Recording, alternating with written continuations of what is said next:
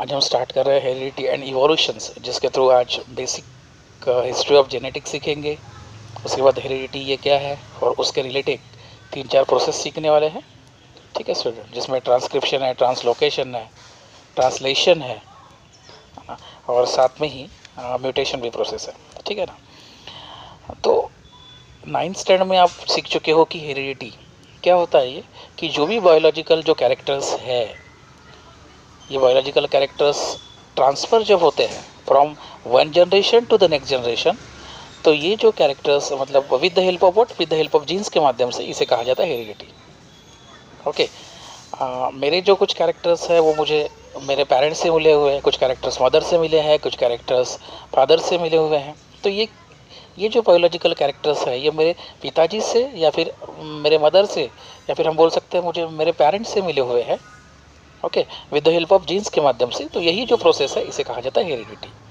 ये heredity process की जो हिस्ट्री है, अगर हम बात करें कि ये जेनेटिक्स की अगर हिस्ट्री बात करें, क्योंकि जीन्स ही इंफॉर्मेशन को ट्रांसफ़र करता है, कैरेक्टर्स को ट्रांसफ़र करता है, तो इसकी अगर हिस्ट्री देखें तो सबसे पहले इसकी शुरुआत है 1886 में हुई है स्टूडेंट्स। और आप जानते हो मेंडल नाम के साइंटिस्ट थे जिन्होंने मॉडर्न जेनेटिक्स की शुरुआत की और उन्होंने एक्सपेरिमेंट किया और उसमें एक्सपेरिमेंट लेने के लिए उसने पी प्लांट का इस्तेमाल किया। 9th में है ये सब हमको, जिसके थ्रू मोनोहाइब्रिड डाइहाइब्रिड क्रॉस क्या होता है वो सिखाया गया। उसके बाद 1901 में ह्यूगो डे वेरीज जो थे वो साइंटिस्ट ने मैट्रिएशनल थियरी जो क्या होती है उनके बारे में एक्सप्लेन किया।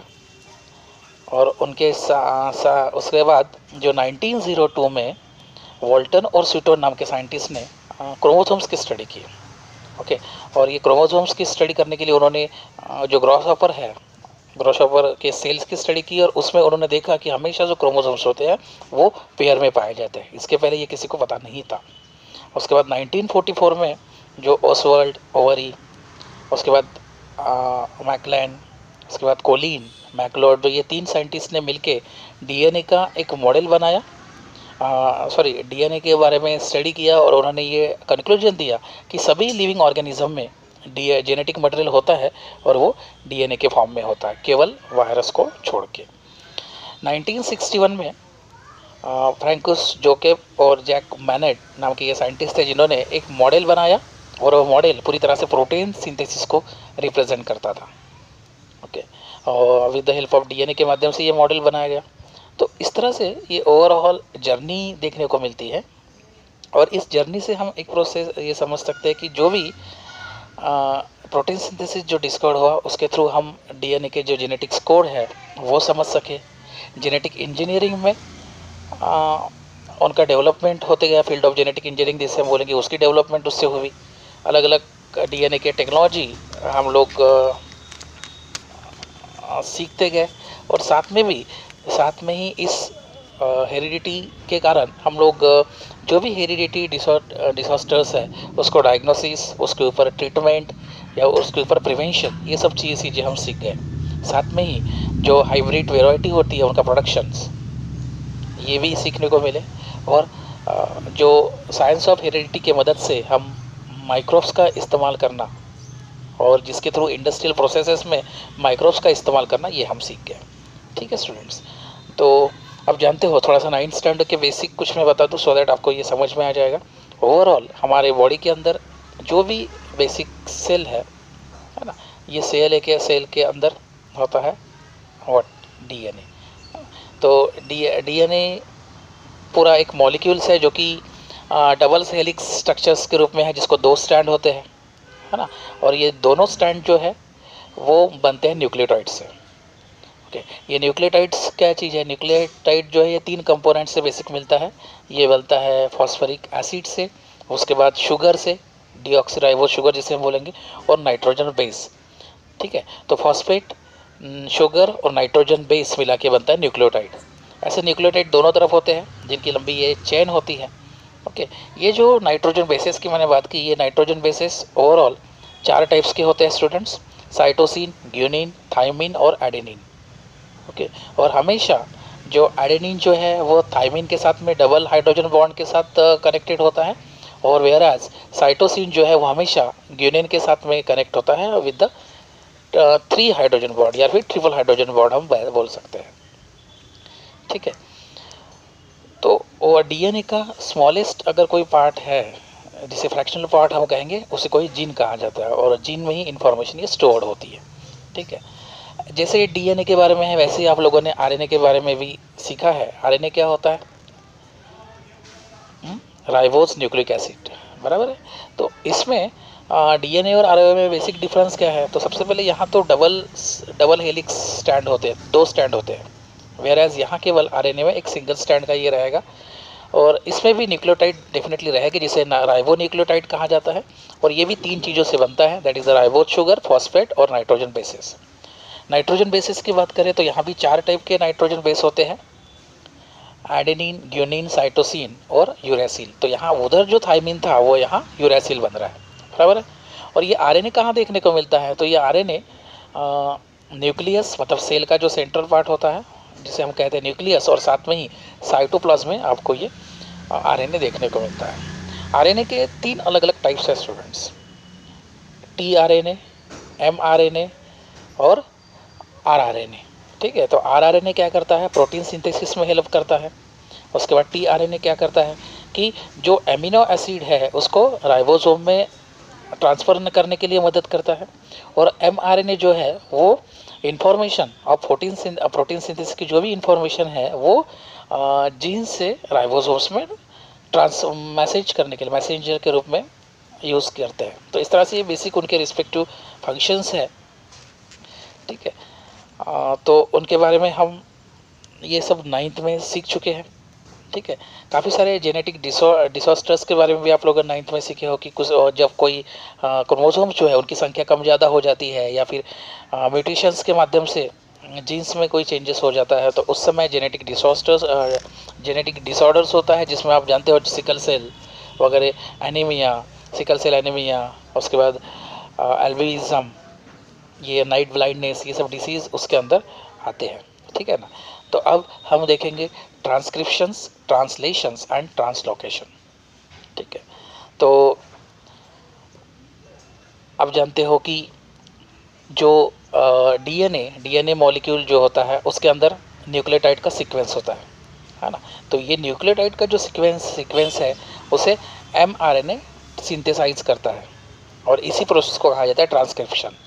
The synthesis of the mRNA as per the nucleotide sequence present on the DNA molecule is called as transcriptions. ठीक है, ये जो डीएनए के अंदर जो न्यूक्लियोटाइड का जो सीक्वेंस होता है उसी को ही जीन कहा जाता है। मतलब जो मैंने बोला ना कि स्मॉलेस्ट पार्ट जो होता है वो न्यूक्लियोटाइड का सीक्वेंस है। और न्यूक्लियोटाइड में हम लोगों ने देखा था कि डीएनए में क्या होता है, नाइट्रोजनस बेसेस होते हैं, उसके बाद फॉस्फेट और शुगर होता है। ठीक है, ये जीन्स क्या करते हैं, हमारे ओवरऑल जो बॉडी है, बॉडी के अंदर जो सेल है उनको फंक्शन करने के लिए उसका इस्तेमाल किया जाता है।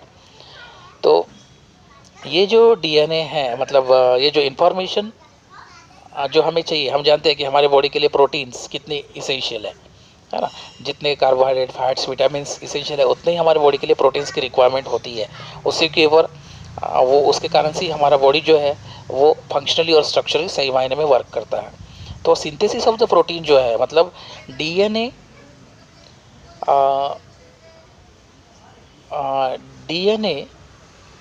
प्रोटीन्स में कन्वर्ट करता है। मतलब synthesis of the proteins bye DNA with the help of RNA, मतलब आरएनए के माध्यम से डीएनए का प्रोटीन में कन्वर्शन करना, इसी प्रोसेस को हम कहते हैं सेंट्रल डोग्मा प्रोसेस।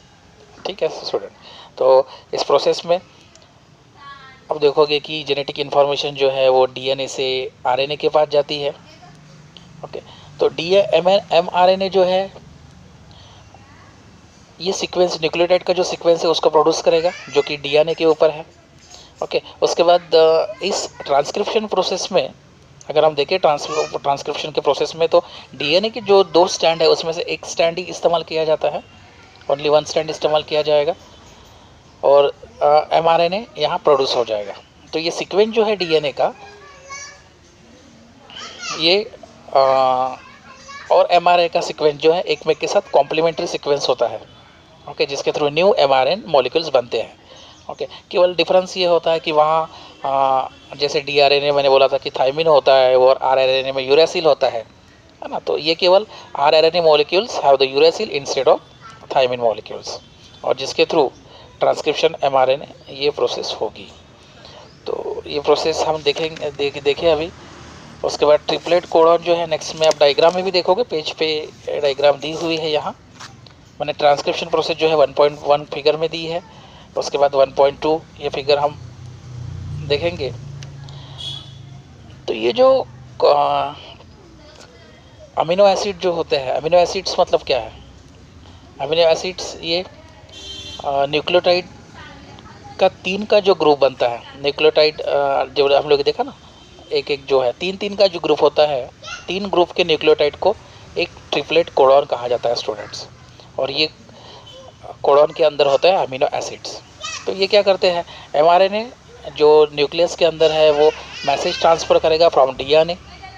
उसके बाद एमआरएनए जो है वो साइटोप्लाज्म में आएगा, और ये जो मैसेज है, ये message in terms of the genes के रूप में, मतलब कोडिंग के रूप में, वो अमीनो एसिड्स के पास जाएगा।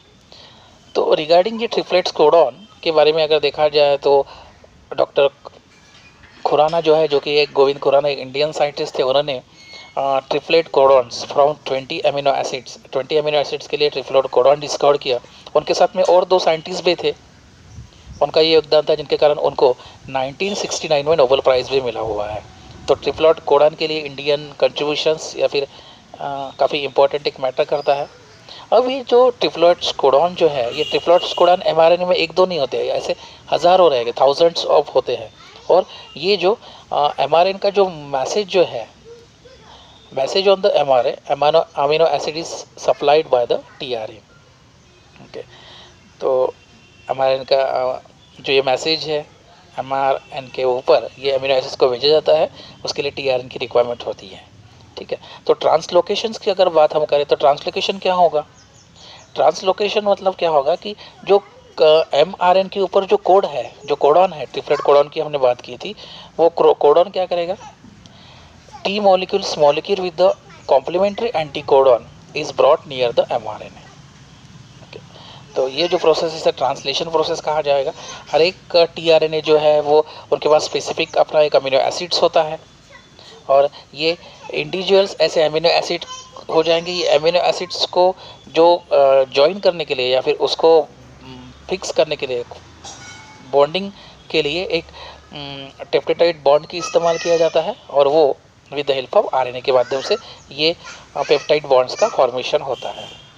ट्रांसलोकेशन की अगर बात करें हम, ट्रांसलोकेशंस क्या होता है कि राइबोसोम जो है कंटिन्यूस अपने प्लेसमेंट को बदलते रहता है from one end to the another end of the mRNA.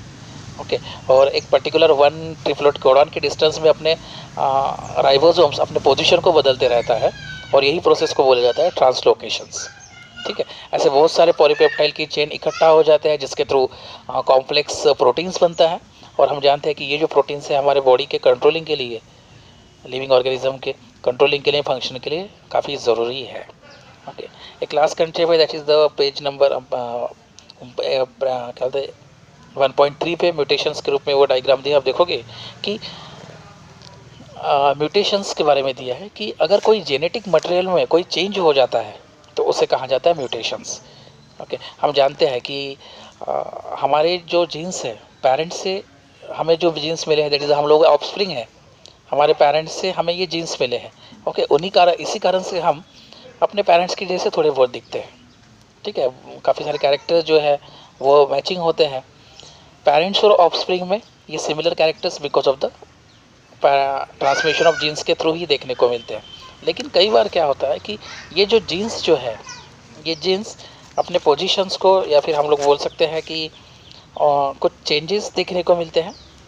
ये न्यूक्लियोटाइड जो है, जो देखा था हम लोगों ने, तीन इसका ग्रुप होता है, वो क्या होता है कई बार अपने पोजीशंस को चेंजेस पोजीशंस, और जिसके थ्रू कुछ माइनर चेंजेस हो सकता है, और यही माइनर चेंजेस के थ्रू प्रोसेस को म्यूटेशन बोला जाता है। ये चेंजेस अगर ज़्यादा अमाउंट में हुए जिसके थ्रू जेनेटिक डिसऑर्डर्स होगा, और जिसको हम सिकल सेल, और उसके थ्रू जेनेटिक डिसऑर्डर्स होगी जैसे sickle cell anaemia, night blindness, ये सब डिसीज़ हो सकते हैं।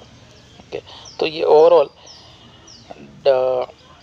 बेसिक कंसेप्ट था शुरुआत में, जिसके थ्रू हम हेरिडिटी क्या होता है, हेरिडिटी के जो बेसिक कैसी जर्नी होती गई हिस्ट्री में, कौन कौन से साइंटिस्ट का योगदान था वो हमने देखा। साथ में ही बेसिक साइंस ऑफ हेरिडिटी में उनका इस्तेमाल, बेनिफिट्स क्या है वो देखा। मैंने डीएनए आरएनए के बारे में बेसिक आपको कुछ नॉलेज दिया, और साथ में ही हम लोगों ने ट्रांसक्रिप्शन, ट्रांसलेशन और ट्रांसलोकेशन के साथ में म्यूटेशन ये प्रोसेस क्या होती है वो देखा। ठीक है स्टूडेंट, आज के लिए इतना ही। नेक्स्ट क्लास में हम नेक्स्ट देखेंगे, तब तक के लिए stay at home. Thank you students.